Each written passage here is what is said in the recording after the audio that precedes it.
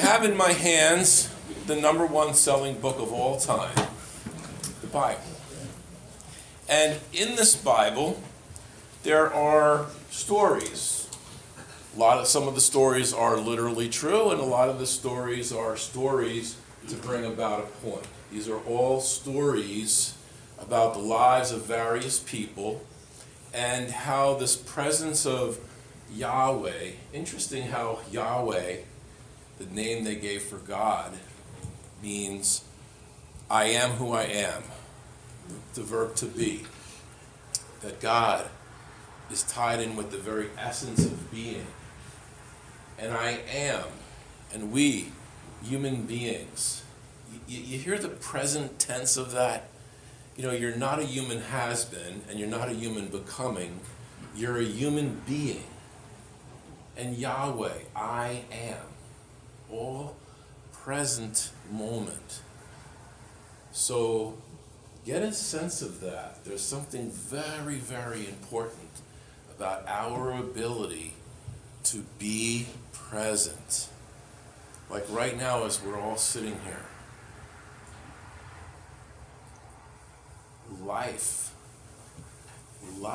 is always and only now. It's not last week and it's not next week. It's right now.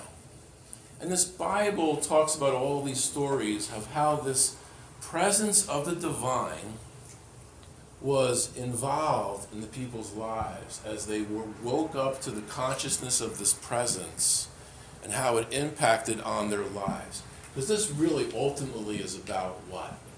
It's not about all these other people. It's about us. We're the people that they're talking about. And the call for each one of us of this continual transformation. And again, a lot of times when we think of transformation, it isn't necessarily becoming someone. It's more of letting go of all that is not who we are. So it's funny when I look at this Bible, I see here my mother put her name in this, and I crack up laughing because her mother told her, put your name in the book because that way you know it's yours, and if anybody you lend it out to anybody, you can say, look, see, it's got my name in it. And it's so funny how things get passed down. My mom, who now is in a nursing home and has Alzheimer's, I remember her telling me a story when I was a kid about how she went to the hospital to see her grandmother, and she was there telling her father, like, why are we here? Why are we here? She doesn't even know we're here. And her father said to her, but we know we're here. And I'll never forget that. So when I go to see my mother, I have to remind her who I am to her. I say, I'm your son. Oh yeah, how you doing? But she had a great life, great person, wonderful woman. And it cracks me up. She's got all the little tabs in here. Here's Luke, here's Ephesians, here's, she got that all down in there. So I think of like the family growing up now. In my family, my older brother was adopted, and then I was born to my mom and dad, and then they adopted 2 more children. So I wanted to share a little story of, we hear these passages about the blind see and the lame walk and the healing. These are those who are in captivity are set free, to be set free. And they're all stories. The Old Testament, the weak and the faint of heart will be strong, and they will not grow weary. These are all stories about wholeness. God wanting all of us to become whole and to be healed. And so a story of my sister who was adopted and then returned and then adopted by my parents. And she had problems. She had learning problems, learning disabilities, didn't understand things, cognitive functioning. And back in that day, now I was 2 years older than her, but significantly different, And while I'd like to say I was a good brother, I let her win at Monopoly and things like let her watch her TV shows or something like that. But I was also like a typical older brother. She's my sister, so we'd be driving in the car, I'd be in the back seat, my parents would be driving, and if my mom made a left, I would lean over this way and push her into the door. I go, I can't help it. And then if they made a right, I'd hit my other sister with it. Or we'd be watching Bonanza, and I'd be, listen, let's see, I'm going to count to 10, and see if you could run upstairs, get me a package of Pop-Tarts, and see if you can come down in 10 seconds. So she's running there, 7, 8, 9, she's, you know what I mean? And that wasn't right. But it was a typical brother, right? But my sister was mocked out, back in the late 60s, early 70s. She would be like mocked out and didn't understand. I can remember her getting a little fire chief, friend of a fire chief badge, and she wore it for like a month. She wanted to wear it to bed. It made her feel special. She got this badge. And I'll never forget this. She had her period. And she said to my mother, does this mean I'm normal? Am I normal, Mommy? Yeah, you're normal. And everybody loves you. And we did love her. She grew up in our family. But I want to tell you, there's nothing like getting love from outside the family. And we had this neighbor, Tony Russo, who actually was a crooner. He was right in there with he didn't make it, but he was like Frank Sinatra, all those guys, Perry Como. He was fantastic. And he did ultimately get a job for NBC. He lived across the street from us. And he was just a great guy, And he took my sister on. This was his friend.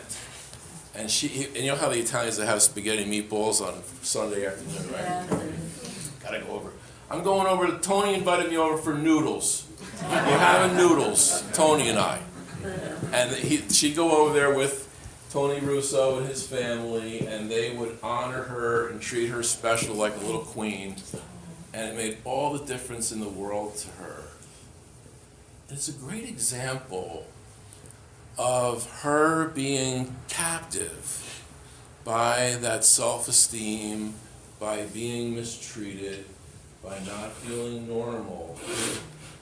And Tony Russo set her free to feel great about herself. And yet, we all have that too, don't we? We all have been hurt. We've all had times where we've been disappointed or betrayed, maybe rejected, and we have this hurt. Where is that hurt right now for all of you? Is the hurt behind you? Or it doesn't interrupt how you love and how you live, how you see, how you walk? Or is the hurt before you, not resolved? And this hurt impacts the way you perceive and the way you love. Remember, what's that line? Love as if you've never been hurt. Are we doing that? Are we loving and are we free as if we've never been hurt? But we can hold on to that, right? Where is your past? Is your past in the past? Or is your past, are you carrying it? Oftentimes we get hurt and we draw conclusions. That's get a narrative going about, let me tell you about that, right? And it's funny, somebody gave me this video about, people who have been pronounced clinically dead and brought back these near-death experiences. Apparently there's like 20 million of them. that are recorded. And they all so often say the same thing. Where this woman, she was a doctor, her life had flashed before her, and times when she had been really hurt and really betrayed, somehow in this experience, she wound up having like a compassion for the people who hurt her. You know, there's a book called Hurt People Hurt People.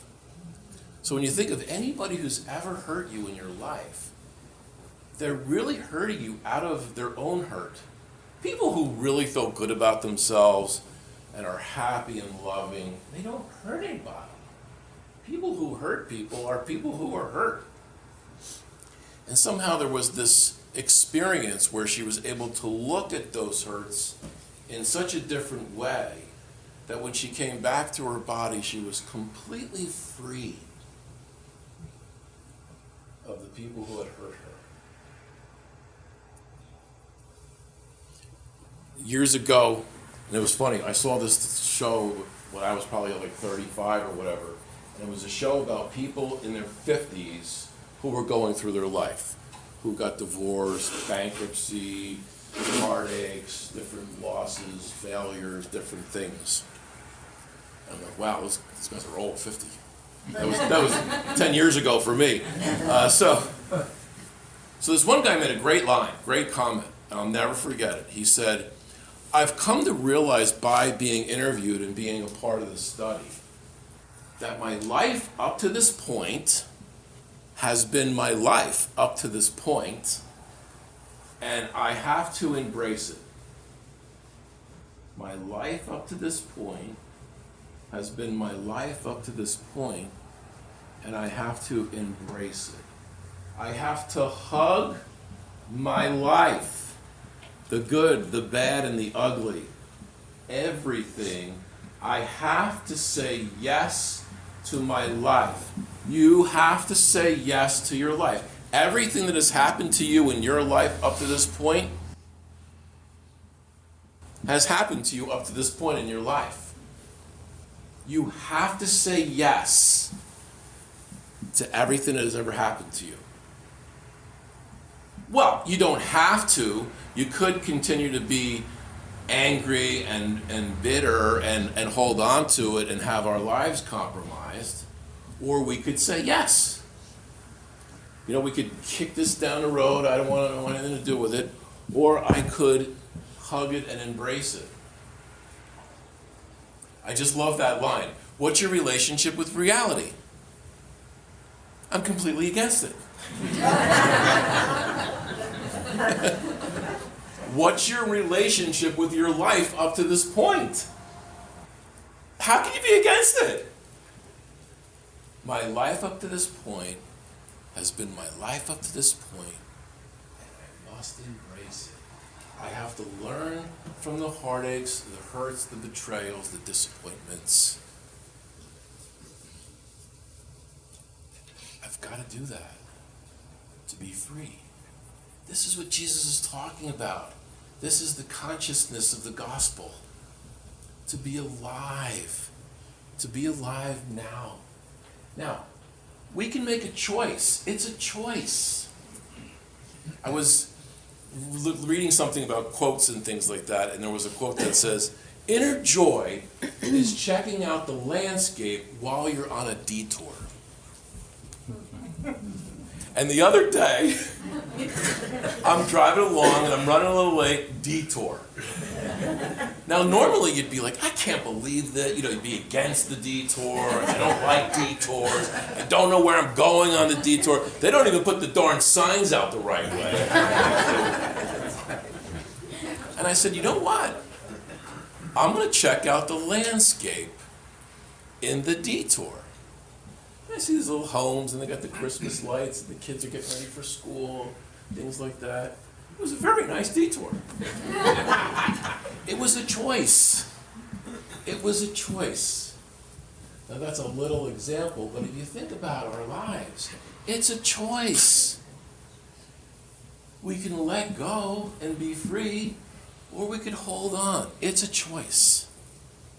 Now the beauty of it is, not only do we have a choice, But we have the power of the risen Christ inside of us to give us a power beyond our choice, beyond ourselves, to enable us to do this, to be set free, to be opened up so the blind can see and the lame can walk and the deaf can hear. Freedom to the captivity of our hurts and our wounds. So you have next to you paper and a pen, and we're going to ask you to write down where you've been hurt, where are some of the experiences that you have had that have kept you back, kept you a little captive. And then when you're ready, come up, and we're going to put it in this pot here, this bowl, and we're going to burn them. Does anybody need more cards? So, front and back, and then we're going to burn them and offer them up. Write down like where you've been hurt, where things that maybe like, is there any part of your past that's not in your past, that's ever in front of you, where you've been hurt, things that you haven't let go of, people that you haven't forgiven. Write their name down. So now I just want to hear this one last thing. So it's a choice. We have a choice to be set free. And we have the power of the risen Christ inside of us to do this. So not for nothing, we have no excuse.